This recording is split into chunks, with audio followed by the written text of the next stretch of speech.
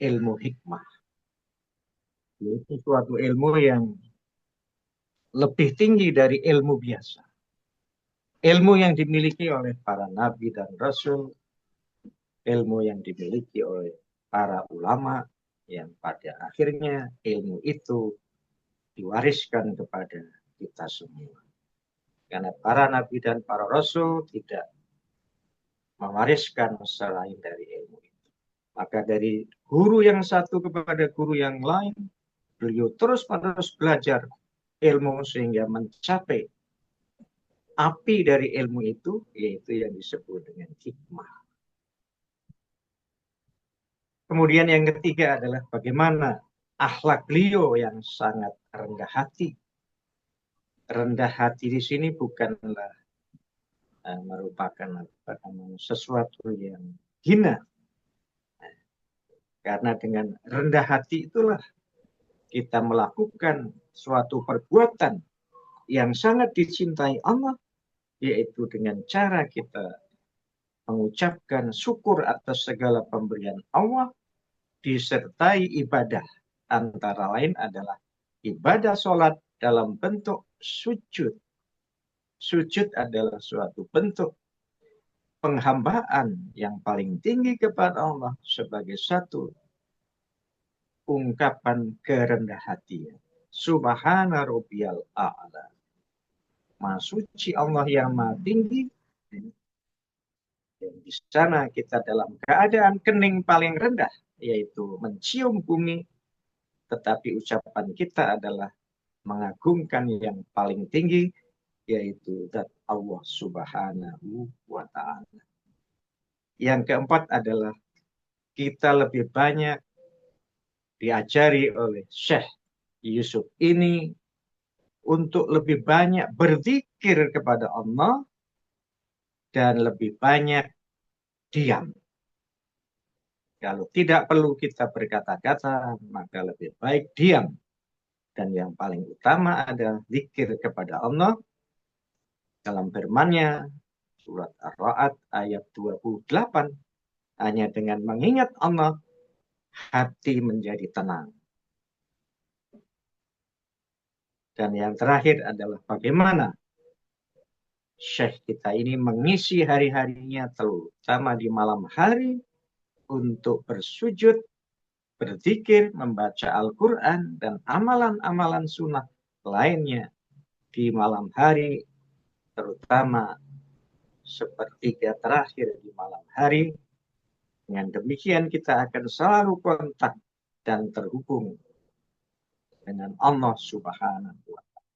Sehingga menguatkan hati kita, dan kita lihat bagaimana mental baja seorang syekh yang dia diterpa oleh berbagai macam fitnah atau cobaan, berbagai macam persoalan, berbagai macam kehidupan yang sulit, tapi tetap dia tegar untuk terus berjalan menuju kepada cita-cita, yaitu bagaimana menegakkan kebenaran dan keadilan di muka bumi yang telah Allah ciptakan ini, sehingga tercapailah sesuatu keamanan dan ketertiban serta kesejahteraan dan kemakmuran.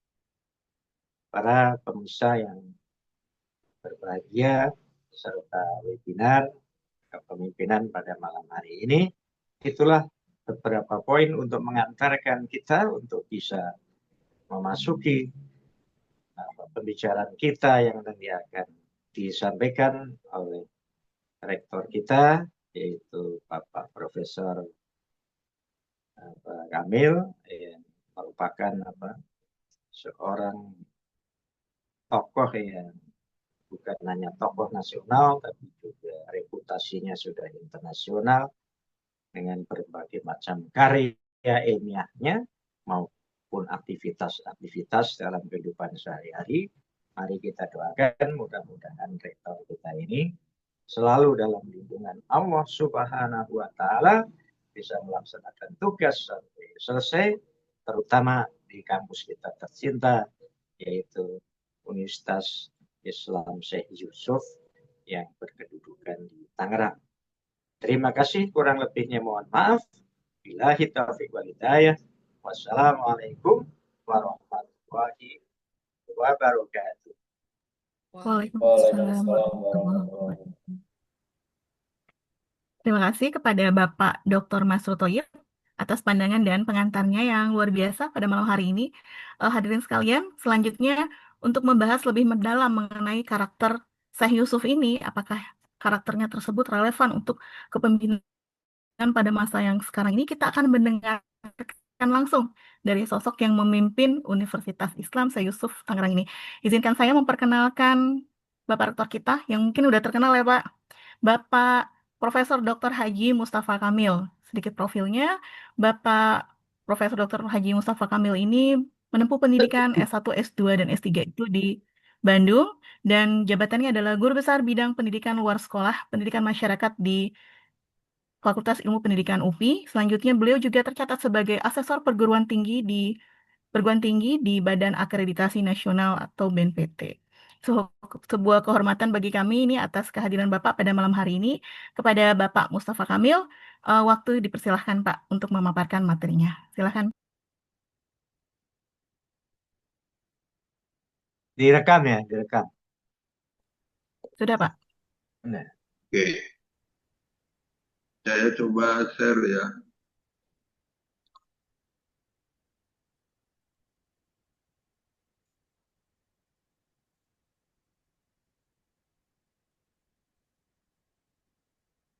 Oke teman-teman, terima kasih atas undangannya.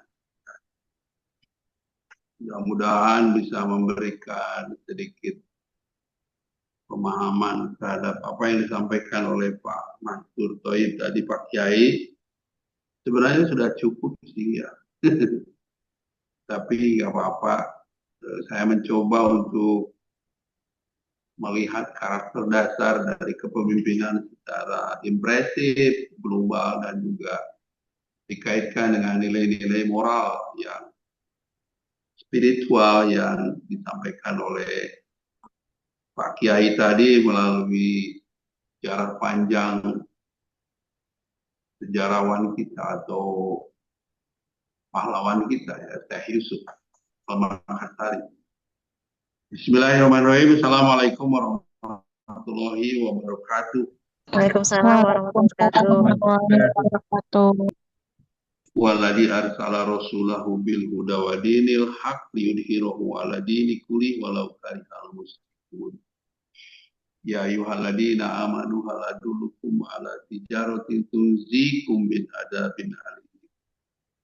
Asyhadu an la ilaha illallah wahdahu la syarika lah wa asyhadu anna Muhammadan abduhu wa rasuluh. Pertama-tama saya mengucapkan terima kasih atas undangannya.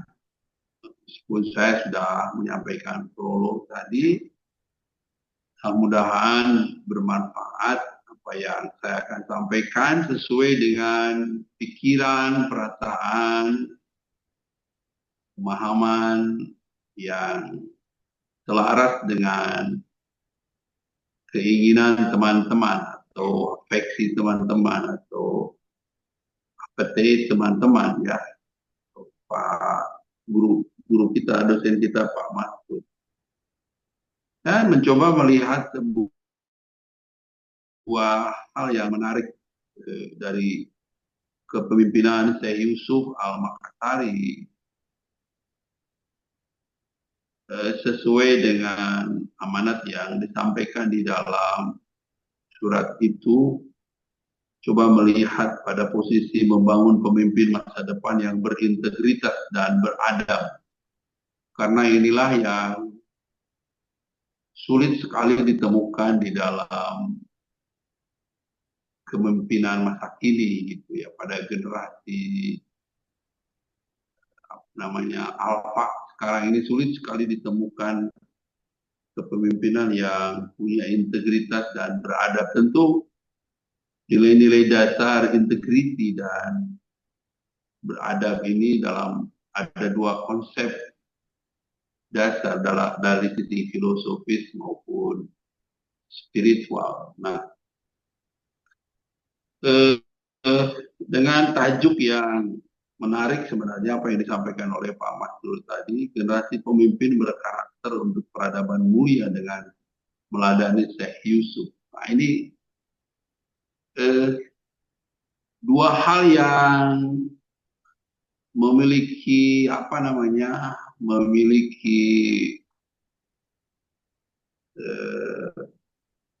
nilai dasar yang berbeda antara apa yang ditampilkan oleh Syekh Yusuf Al-Makassari dengan posisi kepemimpinan dalam konteks filosofis teoritik. Namun kita bisa menarik garis yang fundamental sesuai dengan karakter yang dibawa oleh Al-Makassari dengan kondisi yang ada sekarang ini. Salah satu contoh yang bisa kita tarik di antaranya adalah persoalan krisis moral dan integritas dalam berbagai sektor kehidupan ini terjadi pada saat ini. Kita bisa melihat berita melalui YouTube atau melalui TikTok atau melalui televisi yang setiap hari menjadi makanan rutin dalam kehidupan sehari-hari karena semua orang terdedah dengan teknologi internet. Tak ada satupun yang terlewatkan, baik dalam bentuk hoax maupun spirit kebenaran yang terjadi selama ini telah memberikan sebuah pedoman nyata untuk terjadinya krisis moral dan integritas dalam berbagai sektor kehidupan, terlebih-lebih pada persoalan kepemimpinan, terutama yang berkaitan dengan nepotisme atau korupsi di mana-mana. Kemunafikan terjadi di mana-mana. Sehingga kita tidak bisa mengatakan bahwa itu adalah sebuah kemunduran akhlak atau kemunduran moral di seluruh dunia ini. Apalagi dengan terjadinya krisis hak asasi manusia di daerah Gaza atau di Palestina yang menjadi beban dunia, baik beban individual maupun beban masyarakat, ini menjadi sebuah keniscayaan yang setiap hari menjadi konsumsi kita. Itu yang pertama. Kemudian yang kedua, teman-teman, modernisasi dan globalisasi mengikis nilai adab dan keteladanan. Ketika teknologi mendedah kepada seluruh insan individual, baik yang memiliki akhlak maupun yang memiliki moral, atau yang manusia yang dilindungi oleh akhlak moral maupun yang sama sekali dia tidak ada pada posisi itu, saya tidak akan mengatakan bahwa dia tidak berakhlak atau tidak bermoral, sangat tidak beradab ya. Itu nilai adab dan keteladanan ini sulit sekali untuk mencari orang yang memiliki contoh terbaik atau sebagai sebuah benchmarking di dalam kehidupan, kecuali Rasulullah Shallallahu Alaihi Wasallam sebagai sebuah figur utama dalam segala aspek kehidupan manusia yang kita bisa teladani. Itu sebenarnya yang kedua. Sehingga modernisasi dan globalisasi inilah yang mengikis seluruh sendi-sendi kehidupan kita, kehidupan manusia, kehidupan masyarakat, kehidupan sosial. Jadi kita tidak bisa terbantahkan lagi. Itu yang kedua. Yang ketiga, dengan adanya persoalan itu, maka apakah benar dibutuhkan seorang pemimpin yang smart, right, dan wise? Benar nggak? Apakah ada si pemimpin yang saat ini yang smart, right, and wise ini? Saya yakin sulit sekali untuk sekedar seorang presiden atau sekedar seorang rektor, seorang menteri, sekelas seorang gubernur atau bupati, wali kota, ini sulit sekali untuk melihat. Kalau smart mungkin smart banyak, tapi yang right and wise ini yang sulit sekali untuk melihat bahwa dia itu betul-betul ada di jalur yang benar sebagai khalifah fil ardi, sebagai pemimpin di muka bumi itu betul-betul realitas dan jujur, adil, demokratis, menempatkan sesuatu pada tempatnya, itu sulit sekali. Begitu juga dengan White. Yang terakhir adalah bagaimana masa depan bangsa ini yang ditentukan oleh kualitas adab yang benar-benar menjadi sebuah contoh figur yang baik bagi seorang pemimpin. Ini hal yang menarik untuk menjadi bahan pikiran kita gitu ya.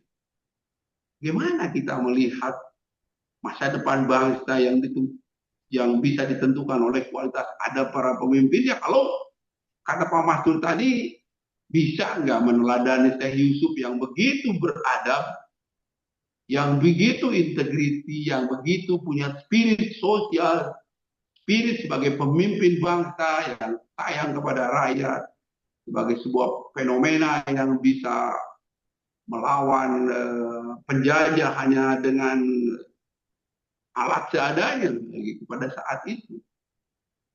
Kemudian berani dibuang ke tanah yang nun jauh di sana, tapi tetap dia berjuang menegakkan keadilan. Kalau kita mengambil ciri-ciri spiritual atau powerful dalam konteks bagaimana dia memikirkan rakyat nun jauh di masyarakat atau bangsanya nun jauh di sana. Nah, ini sulit sekali untuk melihat pada posisi itu. Nah, inilah yang menjadi dasar yang pikiran saya gitu. Apakah benar pertanyaan saya ini, kepemimpinan Syekh Yusuf itu visioner, inovatif, berorientasi pelayanan? Benar.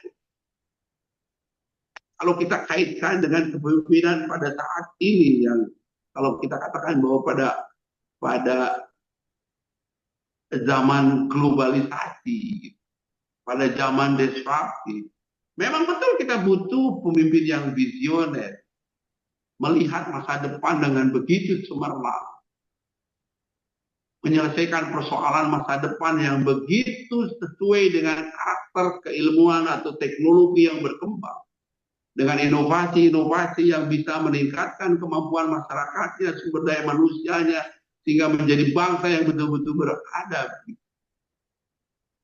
Begitu juga pemimpin yang memiliki orientasi pelayanan. Apakah ketiga hal ini menjadi sebuah tokoh kunci ketika Syekh Yusuf diambil oleh kita posisi kepemimpinannya pada saat itu di zaman Belanda pada tahun itu?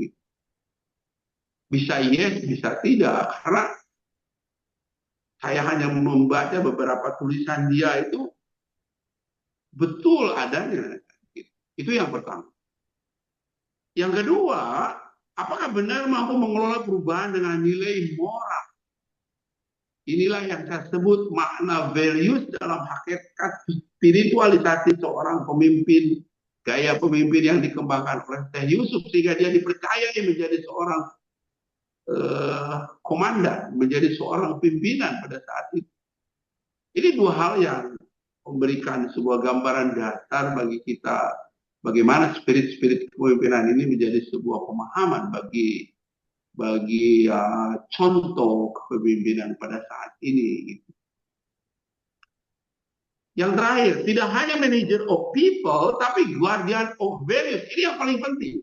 Seorang pemimpin itu adalah sebagai sebuah penjaga atau sebagai sebuah guard bagi nilai values yang berkembang di tengah masyarakat. Tentu nilai yang mana? Nilai-nilai berdasarkan kepada nilai-nilai Islam, nilai-nilai ilahiyah. Ini kata tadi Pak Mastur begitu piawai menyampaikan ayat Al-Qur'annya. Ya. Nilai yang berbasis kepada ajaran Islam. Nilai yang berbasis kepada nilai-nilai religius Islami. Bukan nilai yang didasarkan kepada hal-hal yang berbau pada konsep kepemimpinan yang nggak jelas itulah. Saya yakin ketiga hal ini memberikan sebuah pemahaman bagi kita apakah Syekh Yusuf itu ada pada posisi ini atau tidak. Itu pertanyaan hipotesis saya. Gitu. Apakah perlu dibuktikan? Tidak usah dibuktikan. Kenapa? Karena memang kenyataannya secara realitas beliau itu bisa memberikan contoh kepada kita dan bisa diteladani pada saat ini. Ketiga hal ini. Jadi kita tidak harus bertanya atau membuat sebuah asumsi atau membuat sebuah problem statement. Dia adalah sebagai seorang kepemimpinan yang amanah atau dia mampu memberikan contoh dan tauladan kepada masyarakatnya pada saat itu. Dia adalah pembelajar sepanjang ayat, tidak pernah berhenti membaca dan menulis buku. Gitu. Ada sekian puluh buku yang ditulis oleh dia, hampir 27 atau 37 buku yang dihasilkan. Kemudian dia menjadi seorang pahlawan yang mampu mengomando anak buahnya untuk melawan penjajah pada saat itu, yang menunjukkan bahwa dia betul-betul visioner, inovatif, berorientasi kepada pelayanan, mampu mengelola perubahan dengan nilai moral, ditujukan dengan atas kejujuran dan keadilan dan demokratisasi berpikir. Dan juga dia adalah manager of people. Dia mampu menjadi seorang manajer untuk masyarakatnya pada waktu itu. Dan dia adalah sebagai seorang guard of values. Ini tiga hal ini adalah merupakan sebuah kunci dasar kita melihat bagaimana seorang Syekh Yusuf pada waktu itu dengan keterbatasan teknologi, dengan keterbatasan berpikir, dengan keterbatasan bergerak karena dikungkung oleh penjajahan pada waktu itu. Tapi dia mampu melompat begitu jauh, kalau sekarang disebut sebagai teori disruption. Pada saat itu dia mampu melompat untuk merubah perilaku masyarakat ke arah akhlakul karimah. Ini loh nilai-nilai dasar yang bisa menjadi pertanggungjawaban kita bagi bagi Syekh Yusuf. Teman-teman sekalian, saya mengambil sebuah hal yang istilahnya,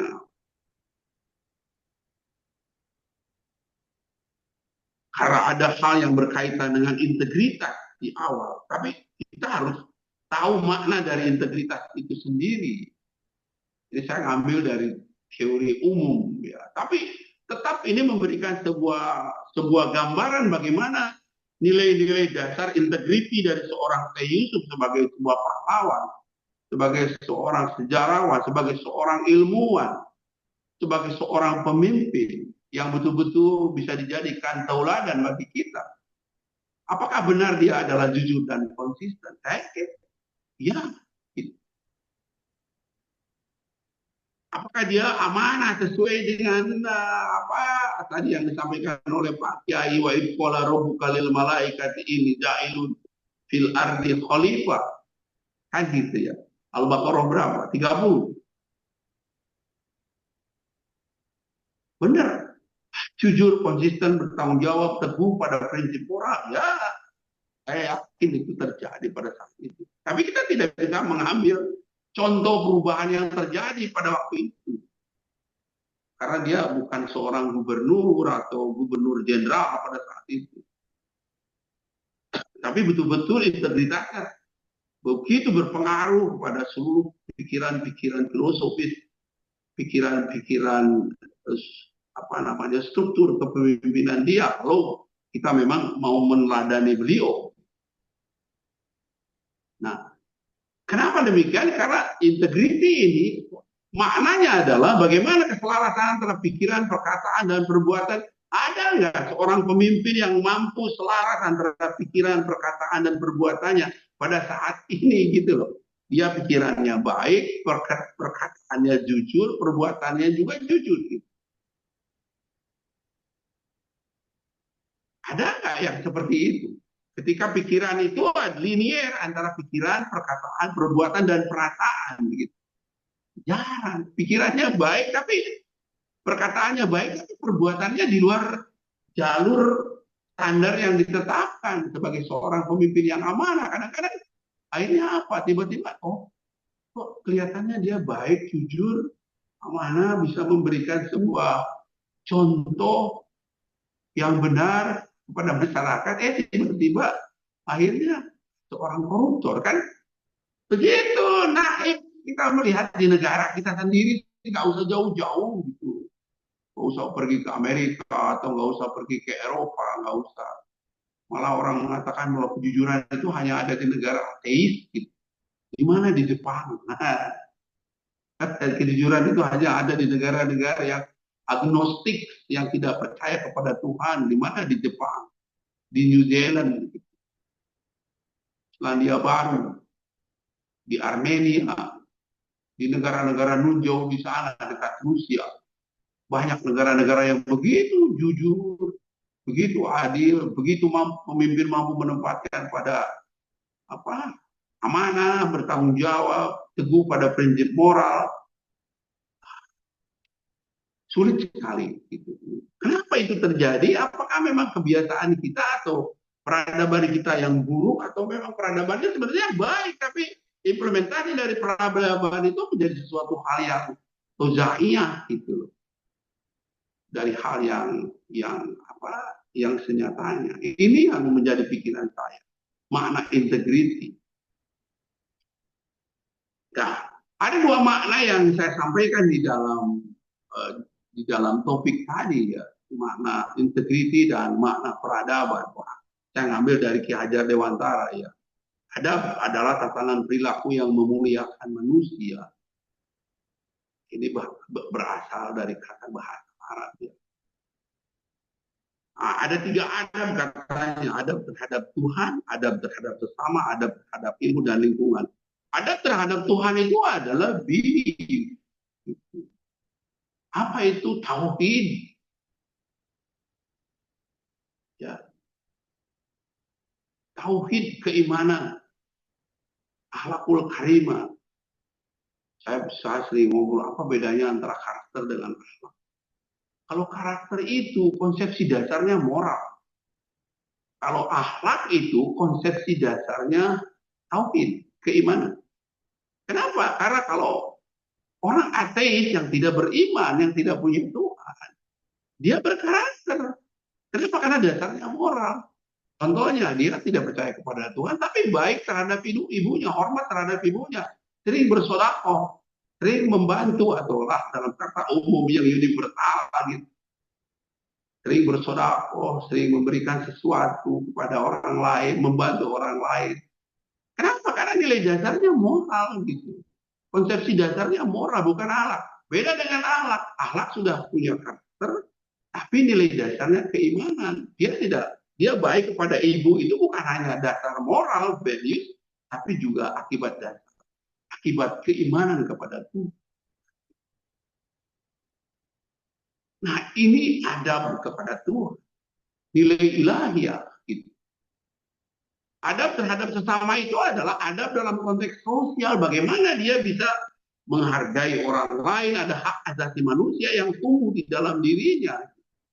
Seorang pemimpin apakah harus seperti itu? Iya. Kalau pemimpin adab terhadap Tuhan, dia tahu mana meletakkan baik, mana meletakkan hal yang buruk, sesuai konsep kognitifnya, sesuai konsep konatifnya atau affectionnya, sesuai konsep skill and performance-nya. Nggak bisa. Dia adab terhadap Tuhan, tapi tidak adab terhadap sesama, nggak bisa. Adab terhadap Tuhan berarti setelah sosial dia harus beradab. Adab terhadap sosial belum tentu dia adab terhadap Tuhan. Dia baik kepada orang lain tapi tidak percaya kepada Tuhan. Ya agnostik lah. Atau tidak menjalankan ajaran Tuhan kan gitu. Nah itu yang kedua. Yang ketiga adab terhadap ilmu dan lingkungan. Dia adab terhadap ilmu dan lingkungan. Dia memuliakan ilmu pengetahuan sebagai sebuah konsepsi ontologis, sebagai sebuah konsepsi epistemologis, sebagai sebuah konsepsi aksiologis. Betapa ilmu pengetahuan itu memiliki makna dan memiliki nilai dan membangun civilization atau peradaban kan gitu. Kalau dia ada terhadap ilmu, maka dia akan berkembang maka dia akan belajar terus menerus, tidak pernah berhenti gitu. Lifelong learning sebagai sebuah konsep di dalam ilmu pengetahuan, dia paham betul, dia tidak akan berhenti belajar meskipun secara formal kita berhenti belajar sampai S3, tapi karena dia sadar bahwa dia harus ada terhadap ilmu dan lingkungan, maka dia akan belajar terus. Seorang pemimpin akan memberikan contoh seperti itu. Gitu.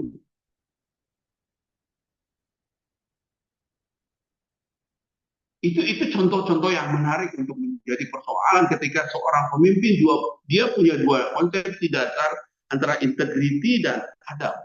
Gitu. Adab terhadap ilmu pengetahuan, dia percaya bahwa ilmu pengetahuan punya makna, punya meaning. Dia percaya bahwa ilmu pengetahuan punya values, punya nilai moral yang mengarahkan manusia menuju peradaban yang lebih baik lagi dan tidak pernah berhenti untuk mengembangkan dan belajar.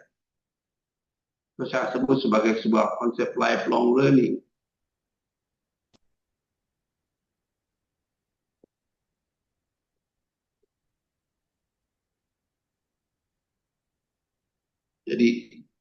Jadi konsepsinya itu jelas sebagai seorang pemimpin itu.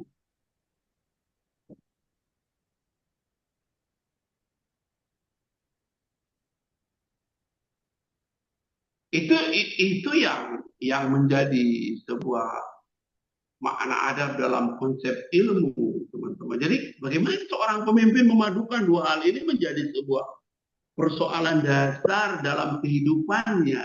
Gitu. Apakah ada sekarang pemimpin yang seperti ini? Saya tidak tahu, tanya aja kepada Pak Masud gitu loh. Apalagi kalau kata Ki Hajar Dewantara, adab itu akar dari budi pekerti. Sudah. Budi pekerti itu dalam konteks karakter, dan apalagi dalam konteks akhlak. Ya. Itu lain lagi. Nah, yang dalam konteks Islam itu ternyata adab itu ada hal lain lagi yang menjadi sebuah contoh menarik bagi saya gitu loh. Konsep adab dalam Islam itu berarti tata laku yang benar sesuai tuntunan Allah dan Rasulnya. Itu tadi Pak Masrur sudah menjelaskan. Ya. Yang pertama adalah adab dalam konteks cara berpikir akal. Ini makna yang mendalam. Bagaimana orang menggunakan knowledge kognitifnya, kemudian cara bertuturnya, lisannya, seorang pemimpin bagaimana lisannya baik, gitu. Omongannya baik, tutur katanya menarik, sesuai dengan konsep dasar moral, gitu. Cara bersikap terhadap Tuhan, manusia dan alamnya juga baik, gitu. Cara bertindaknya, amalnya, jadi konsep ilahiyah antara hablum minallah dan hablum minanas itu terintegritas dengan baik, terkoordinasi dengan baik. Gitu. Makanya saya katakan tadi di awal muqaddimah, walladzi arsala rasulahu bil huda wa dinil haq liyudhhirahu 'ala dini kulli walau karihal musyrikun. Tapi yang paling penting di ayat yang keduanya, ya ayyuhalladzina amanu hal adullukum ala tijaratin tunjikum min azabil alim. Ini yang paling penting. Menunjukkan sebuah peradaban yang begitu hebat dalam kehidupan manusia. Sebuah perniagaan yang betul-betul dimaknai oleh Allah. Ini loh perbuatan yang baik itu. Jadi tidak ada hal yang lain, ini ditunjukkan oleh Allah itu. Ini perniagaan yang baik itu yang begini gitu. Yang mana yang sesuai dengan tuntunan. Yang sesuai dengan konsepsi dasar orang yang beriman itu seperti apa, orang Islam itu seperti apa. Nah, ini dalam konsep adab, dalam konsep Islam. Jadi saya yakin bahwa antara integritas seorang pemimpin kemudian dia adab dalam konteks kepemimpinan yang am atau umum, dan adab dalam konteks Islam, itu ada satu kesatuan yang nggak bisa dipisahkan. Apakah ketiga hal ini ada di dalam diri Syekh Yusuf? Wow, ini sebuah fenomena yang sangat menarik untuk menjadi bahan diskusi kita. Saya katakan yes, gitu. Karena saya pernah disuruh Pak Udaya untuk menulis tentang sejarah dan bukunya Syekh Yusuf pada waktu itu. Ya.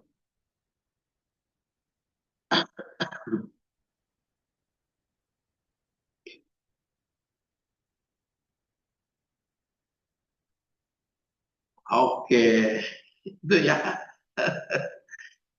teman-teman. Saya tidak apa namanya.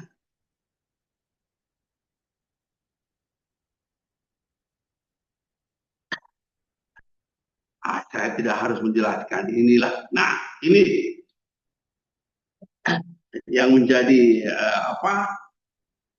bagaimana seorang pemimpin yang beradab itu seperti apa? Wah, ini 4 hal. Yang pertama spiritual, yang kedua moral, yang ketiga sosial, yang keempat intelektual. Wah, ini ternyata spiritual ini adalah fondasi, teman-teman, ya. Fondasi. Ya.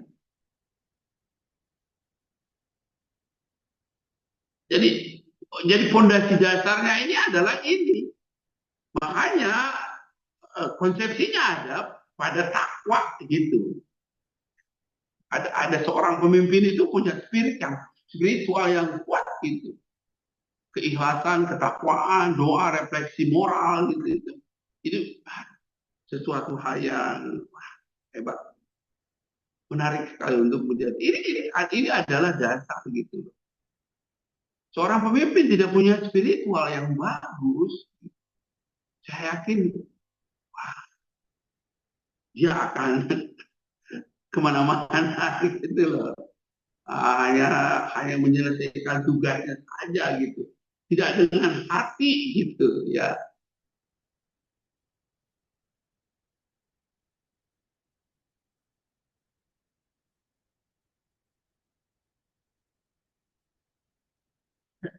Misalnya menjadi persoalan bagi kita yang untuk aduh, batuk sorry teman-teman.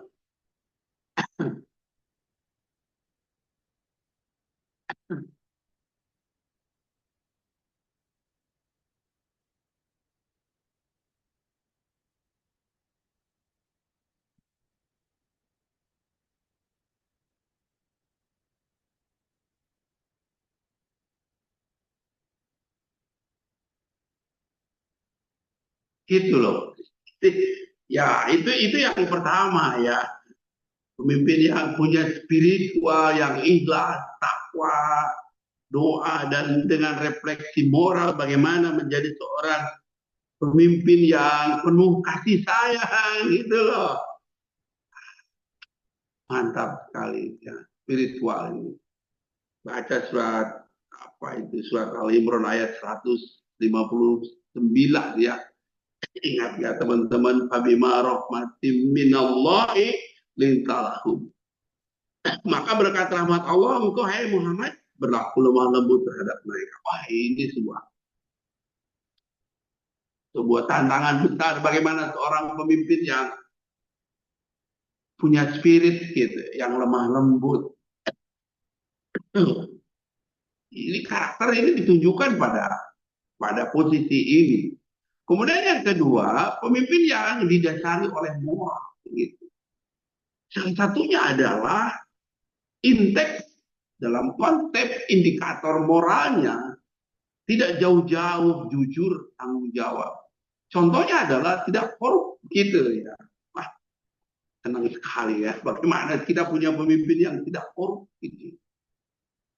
Ya, sulit sekali rata-rata pemimpin itu. Ya, tidak manipulatif gitu.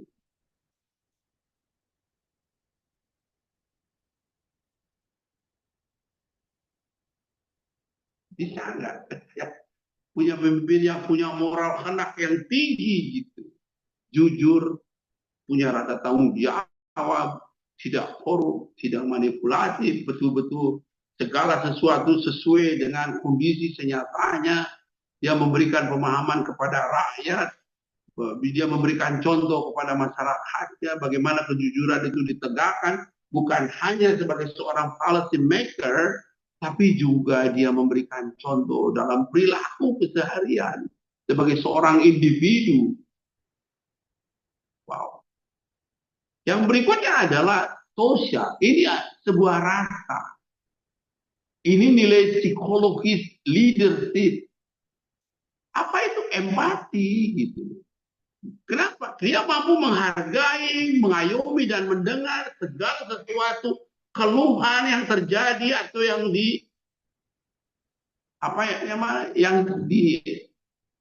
dikeluhkan atau yang disampaikan oleh masyarakat. Masyarakat yang miskin dia berpesta pora gitu.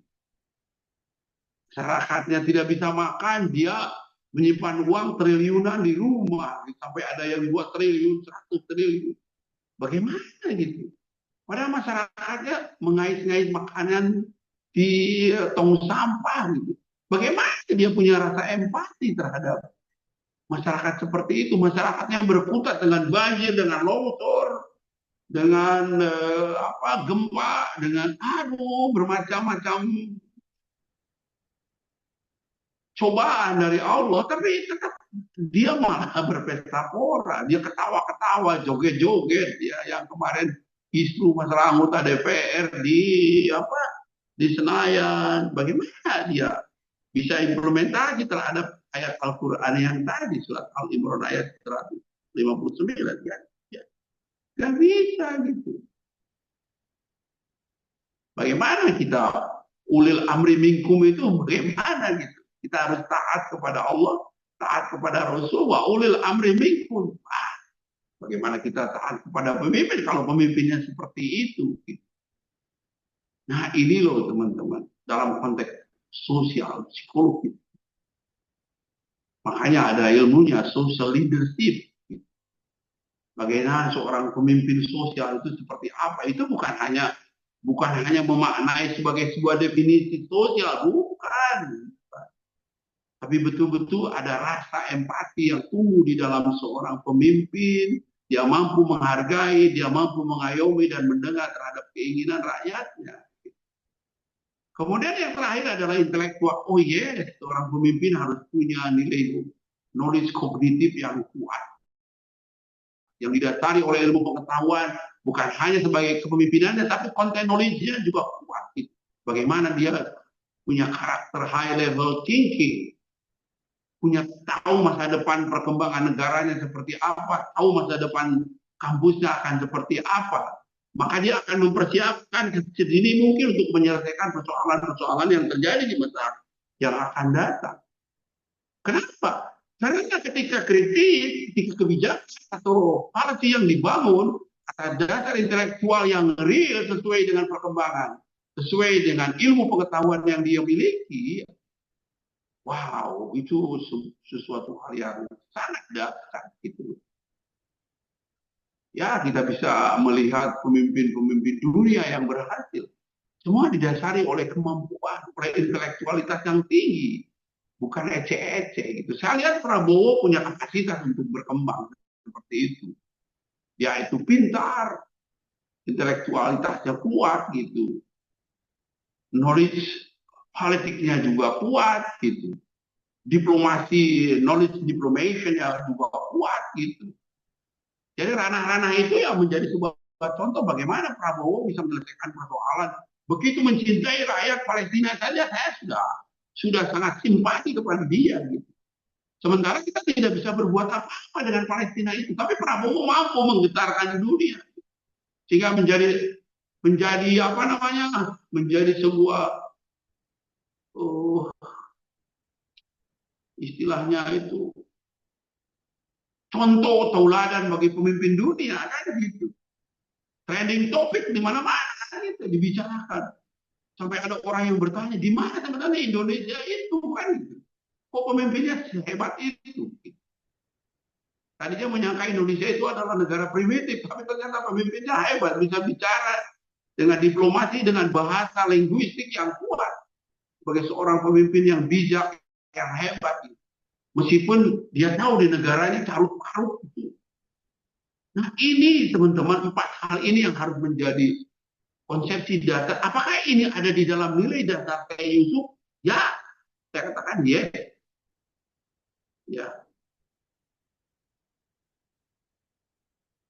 Nah, ciri kepemimpinan dia itu salah satunya adalah integritas moral dan spiritual. Wah, itu kan salah satu contoh. Dia itu adalah seorang pembelajar dan pembina keilmuan intelektual. Itu saya Yusuf. Sehingga dia memiliki latar belakang yang kuat untuk membangun negara dan bangsa pada waktu itu. Dia punya kapasitas untuk melawan penjajah karena dia paham betul tentang nilai-nilai hak asasi manusia. Gitu. Nah ini loh teman-teman, ketiga hal ini. Dan ketika intelektual ini kuat, feedbacknya adalah spiritual lagi gitu loh. Ya, umpan baliknya ke spiritual lagi gitu. Tetap dia berdoa, ya Allah berikanlah rakyat kami kebahagiaan gitu loh. Mungkin saja doanya itu cukup dengan Rabbana atina fid dunya hasanah wa fil akhirati hasanah wa qina adzabannar. Atau Rabbana atina min ladunka rahmah. Gitu surat Al-Kahfi itu ya. Itu atau begitu gitu. Doa seorang pemimpin kan kalau dia jujur dengan hati yang ikhlas membangun negara, masa Allah tidak memberikan sebuah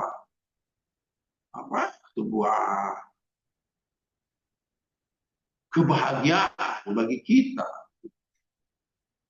Nah ini loh 4 hal ini yang harus menjadi pemikiran kita dalam konteks bagaimana dimensi kepemimpinan beradab ini betul-betul menjadi sebuah penanda bagi negara yang kita cintai ini, yang hampir 86% penduduknya berbasis kepada nilai-nilai ilahiyah atau Islam. Gitu.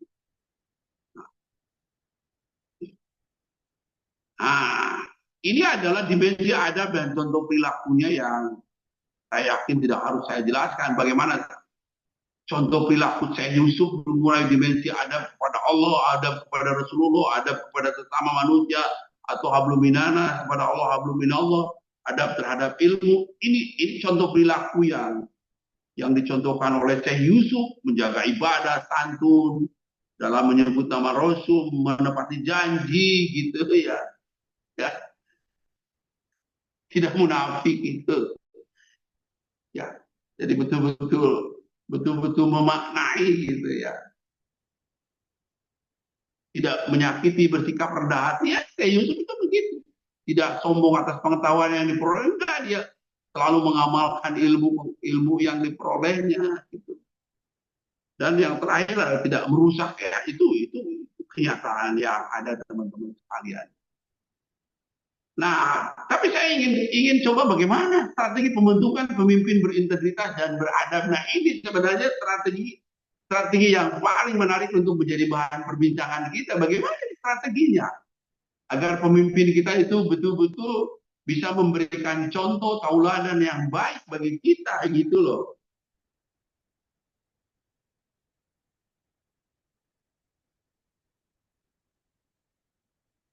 Wah, ini yang pertama adalah yang bawah dulu. Kita tidak harus ke atas, yang bawah dulu harus menjadi sebuah persoalan.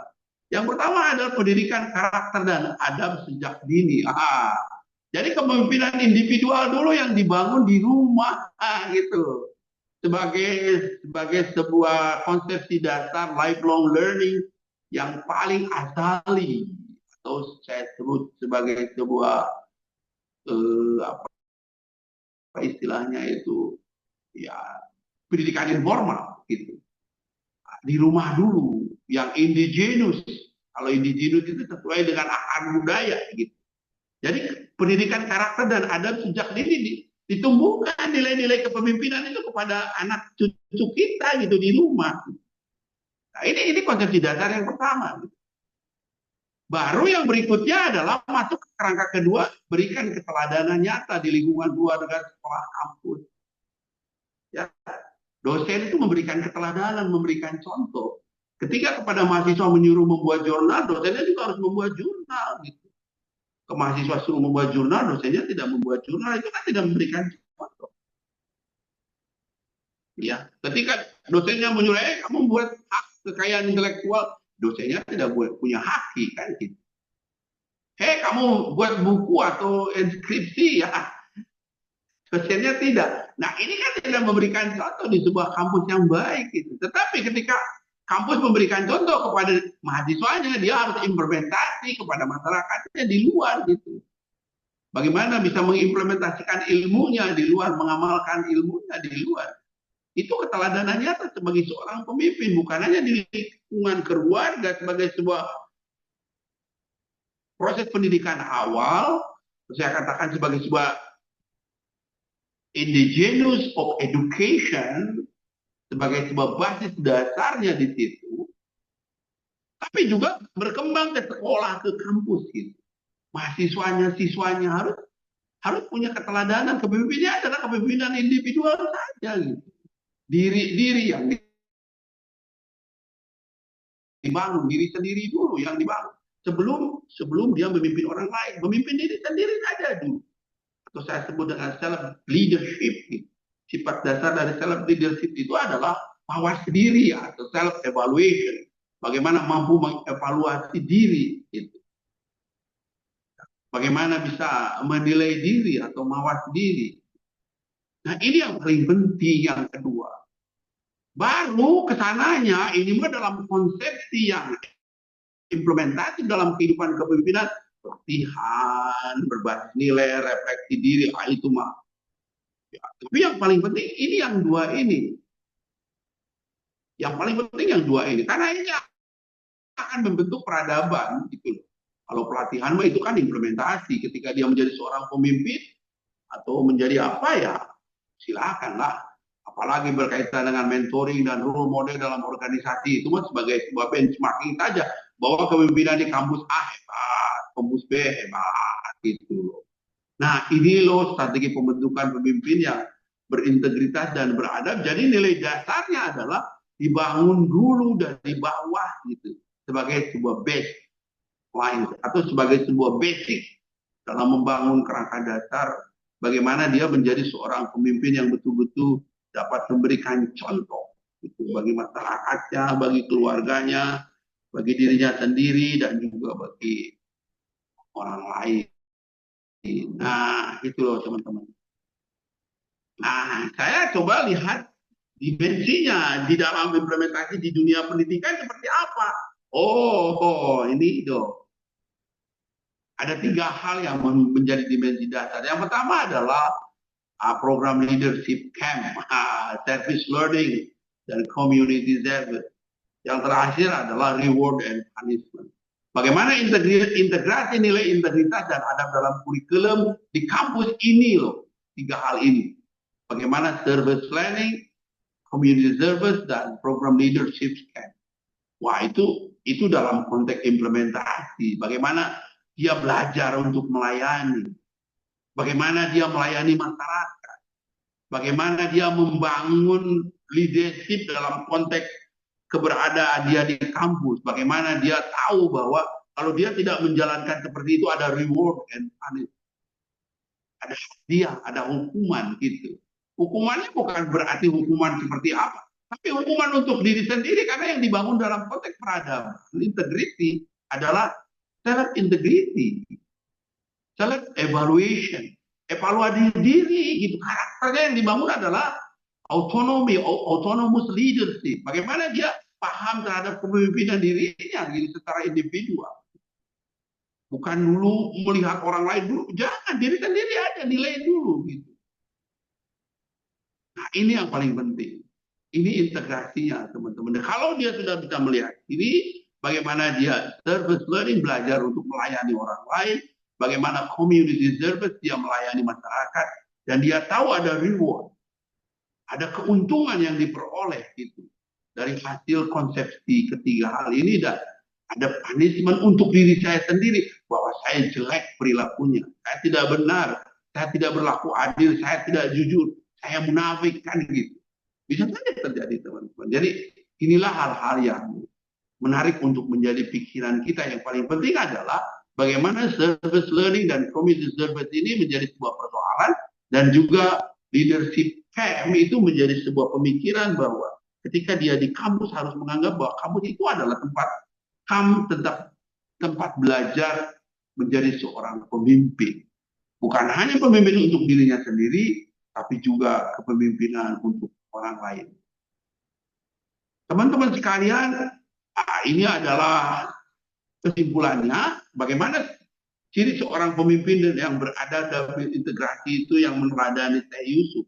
Yang pertama adalah visioner, mampu melayani, memiliki integritas moral yang tinggi, beradab dalam tutur dan tindakan, bijak, empatik, dan adil, mendorong kemaslahatan bersama. Pemimpin yang beradab akan menegakkan keadilan, bukan sekedar kekuasaan. Ia memimpin dengan keteladanan, bukan dengan ketakutan. Ia menjadikan amanah sebagai ibadah, bukan sebagai jabatan, dan selalu bertakwa, jujur, menjadikan nilai agama sebagai pedoman moral, tegas tapi adil, mampu membuat keputusan berdasarkan prinsip, rendah hati, mau mendengar dan menerima kritik. Ini adalah just conclusion. Perkara pemikirannya terserah pada teman-teman gitu loh. Apakah ini yang menjadi dorongan hati kita untuk menjadikan Syekh Yusuf sebagai sebuah role model. Nah, tapi kita harus tahu sejarahnya. Kalau tidak tahu sejarahnya Syekh Yusuf, kita tidak tahu bagaimana kepemimpinannya, bagaimana perkembangannya dan lain-lain, saya yakin kita tidak akan tahu persis bagaimana menjadi seorang pemimpin. Pemimpin sejati bukan hanya memerintah, tapi menuntun dengan adab. Integritas dan adab adalah fondasi kepemimpinan berkelanjutan yang membangun peradaban manusiawi. Maka saya katakan pemimpin itu adalah civilization. Terima kasih.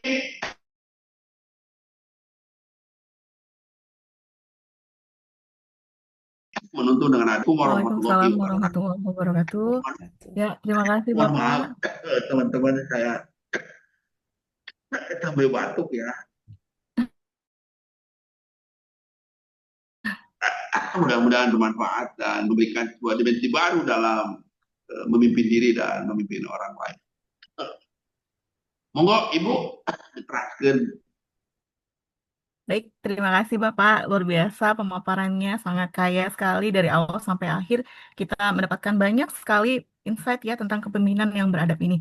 Dan sepertinya teman-teman juga hadirin juga sudah tidak sabar nih untuk memberikan pertanyaan Pak, berdiskusi dengan Bapak. Baik untuk sesi pertama, mungkin kita bisa membuka untuk 3 pertanyaan terlebih dahulu. Ini Bapak Ramilus dari tadi sudah raise hand ya Pak. Silahkan Pak. Dan untuk yang mau bertanya lewat chat boleh juga, nanti silahkan di chat di kolom chat, nanti ditulis nama, instansinya, dan apa pertanyaannya. Assalamualaikum warahmatullahi wabarakatuh. Waalaikumsalam warahmatullahi wabarakatuh. Saya Pak Ramilus, mahasiswa doktoral di Semarang, Wali Songo Semarang.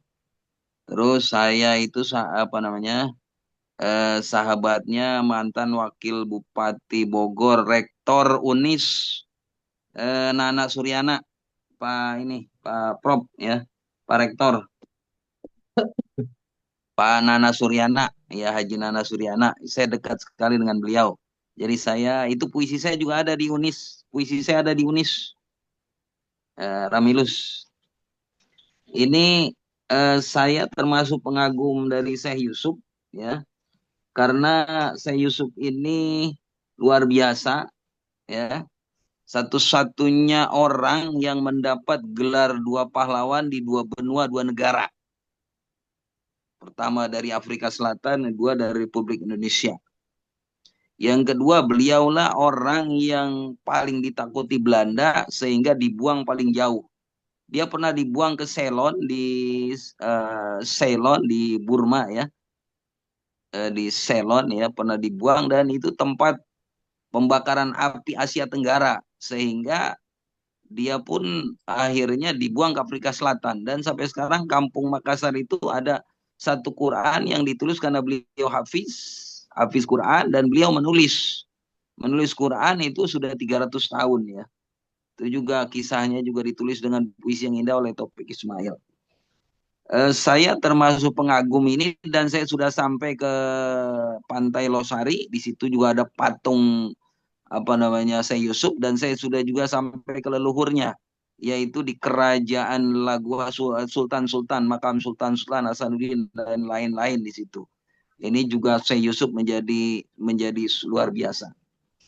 Jadi tiada seorang anak bangsa di abad 17 yang paling ditakuti oleh dunia itu adalah Syekh Yusuf ya.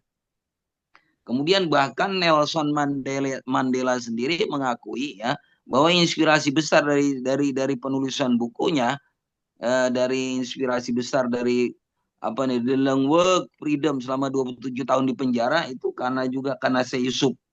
Oleh karenanya ya wajar kalau Syekh Yusuf itu menjadi sebuah universitas di Tangerang dan menjadi menjadi ikon besar ya bagi lahirnya satu generasi baru ya, satu generasi baru yang sangat kita butuhkan, dan itu juga secara piawai sudah dijelaskan secara luar biasa. Itu juga boleh itu istilahnya di share, diternakan istilahnya, diternakan ya. Ternak itu bukan jelek, tapi ternak itu adalah bagus ya. Kita harus beternak naga-naga putih, bukan beternak naga-naga merah. Oleh karenanya satu konsep ini kepemimpinan mengenai kontekstualisasi daripada ajaran Syekh Yusuf bagi lahirnya calon pemimpin di 100 tahun ini. Kebetulan ini bagus banget ini diskusinya nih 28 Oktober ya, hari Sumpah Pemuda ya. Kita juga tadi membuat podcast, dan kita juga ini menyiapkan generasi emas. Bagaimana supaya bangsa ini yang pertama bangsa besar, negara besar 50 kali lebih dari Singapura, menjadi bangsa yang besar. Bukannya hanya negara kaya tetapi kenyataan miskin. Bukannya negara mayoritas Islam tapi kenyataan minoritas kemiskinan. Ya, kita ini mayoritas tapi penguasaan aset minoritas. Ini bagaimana konsep-konsep Syekh Yusuf ini kita terapkan di dalam masyarakat kita, baik masyarakat kampus, masyarakat keluarga kita, maupun masyarakat secara luas, sehingga konsep-konsep Syekh Yusuf ini bisa memberikan semacam reinventing, menemukan kembali ya satu masa kejayaan, lahirnya peradaban baru. Sebabnya kita ingat bahwa peradaban Asia telah muncul di peradaban Indian culture, itu dikuasai Indian culture oleh Saudi dan sekitarnya, sedangkan European culture sudah berkuasa. Hanya yang belum pernah memimpin dunia adalah Malay culture. Malay culture itu Asia Tenggara yang leading sektornya dikuasai yang ini oleh Muslim terbesar, yaitu Indonesia, Malaysia, Brunei, kemudian Moro dan beberapa itu. Oleh karenanya ini bagaimana konsep Syekh Yusuf ini bisa kita terapkan sehingga kita menjadi satu peradaban itu yang muncul menjadi peradaban dunia baru bagi karena tadi disinggung Prabowo ya, sudah lahir pemimpin. Bagaimana dia menjadi besar ya, menjadi banyak dan menjadi masif sehingga bisa melahirkan peradaban betul-betul real yang bisa memimpin dunia. Terima kasih. Ampura. Assalamualaikum warahmatullahi wabarakatuh. Penjabarannya luar biasa. Ini mau langsung dijawab Pak, Bapak. Jadi pertanyaannya cukup menarik. Jadi bagaimana konsep tokoh Syekh Yusuf ini diterapkan dalam masyarakat, di kampus, di keluarga, dan di masyarakat luas? Seperti itu kira-kira tadi pertanyaannya ya Pak ya, Pak Ramiles. Mau langsung dijawab? Saya yakin nggak usah dijawab karena dia Pak Ramiles, saya hanya bisa mengucapkan terima kasih kepada beliau terhadap apa yang menjadi pikiran dasar dari pikiran-pikirannya Syekh Yusuf. Nah, karena kan kita tahu seperti apa yang disampaikan oleh Pak Ramilus, Syekh Yusuf itu kan pejuang kemerdekaan spiritual dan politik gitu ya. Sehingga Belanda itu takut gitu pada saat itu, sehingga dia dibuang ke Ceylon atau Sri Lanka sekarang gitu. Kemudian karena pada waktu itu ketika di Ceylon di Sri Lanka, pada saat itu tahun 1699 ke belakang, berarti tahun 1697 98 itu dia masih berdiskusi dengan kaum muslimin yang dari Indonesia masalah perjuangan, karena kan pada waktu itu yang mau naik haji itu selalu singgah dulu di Ceylon, di Sri Lanka sekarang. Ada pulau yang dekat dengan Afghanistan, Bangladesh, daerah itu. Bayangkan, selalu diskusi itu kedengaran sama Belanda gitu loh. Wah, ini kok spiritualnya masih terbangun, tergugah gitu. Makanya akhirnya 1699 dia dibuang ke Tanjung Harapan atau Cape Town ya, di Afrika Selatan, hingga dia wafat di sana 1699 kan gitu. Ini pejuang kemerdekaan spiritual dan politik itu betul-betul dia, meskipun dia sudah dibuang di daerah yang jauh dari Indonesia pada saat itu, kalau sekarang mah dekat, mungkin hanya 6 atau 7 jam saja ke sana gitu, naik pesawat terbang. Tapi dia tetap masih berdiskusi dengan kaum muslimin atau umat Islam yang mau berangkat naik haji. Nah, itu terdengar oleh Belanda, itu dia diambil lagi. Tapi pada saat itu tetap dia belajar tarekat, belajar karena dia itu kan perjalanan di dunia Islam itu jelas ketika dia ke Yaman, ke Makkah, ke Madinah, ke Damaskus, belajar tarekat Qadariyah, kemudian tarekat Satariyah, dan satu lagi itu lupa, Khalwatiyah kalau tidak salah, itu dia belajar terus gitu loh. Padahal di Banten itu dia sudah memperoleh ilmu yang banyak dari Syekh Jalaluddin Al-Aidin. Itu betul-betul dia paham betul, tetapi tetap saja karena ketika dia dibuang, ya pergi ke Yaman belajar Syekh Ibrahim bin Abdullah di Yaman, kemudian juga dia di Madinah, dia belajar ke Syekh Ahmad Al-Quraisy itu. Karena saya menulis sejarah, salah satu buku sejarah yang ada di UNIS pada waktu itu ditugaskan oleh Pak Udaya ya. Jadi ada catatan-catatan kecil di dalam biografinya. Jadi benar apa yang disampaikan oleh Pak Ramilus, betul sekali Pak. Itu Syekh Yusuf itu bisa diteladani oleh kita dari pejuang kemerdekaan spiritualnya, kemudian sebagai penyebar Islam yang damai, penghubung antara dunia Islam Timur dan Afrika, antara Asia dengan Afrika, itu gambaran dunia peradaban yang berbeda gitu, antara dunia Islam yang ada di negara Indonesia pada waktu itu, kemudian dia dibuang ke Ceylon dan dia datang ke Afrika sampai Nelson Mandela memberikan sebuah konfigurasi baik terhadap orang itu dan menjadi seorang pahlawan internasional. Nah, ini sebuah hal yang menarik, betul. Jadi bagaimana kita mengambil nilai-nilai dasar itu menjadikan sebagai sebuah contoh untuk diri kita sendiri, apalagi nanti kalau teman-teman menjadi pemimpin satu saat ya, saya doakan gitu loh, ambillah nilai-nilai ukhuwah Islamiyah, ukhuwah insaniyah yang ada di dalam diri Syekh Yusuf itu, menjadi seorang pemimpin yang betul-betul amanah, tanggung jawab, inovatif, macam-macam, dan beradab, punya integritas dan lain-lain ya. Itu ya. Oke Pak Ramilus, terima kasih ya atas masukannya dan membuat saya menjadi sebuah ada kegembiraan tersendiri gitu. Apalagi Pak Ramilus sampai pergi ke sana, ke mana itu, ke Makassar untuk melihat kuburan keduanya ya. Nah gitu loh teman-teman. Kita telah, terima kasih ya. Saya ini udah menemukan ini siapa ini. Jadi UNIS itu bermetamorfosa melahirkan satu pemegang tungku api dari Syekh Yusuf. Dialah Profesor Mustafa Kamil. Selamat, luar biasa. Luar biasa. Terima kasih Pak Ramilus.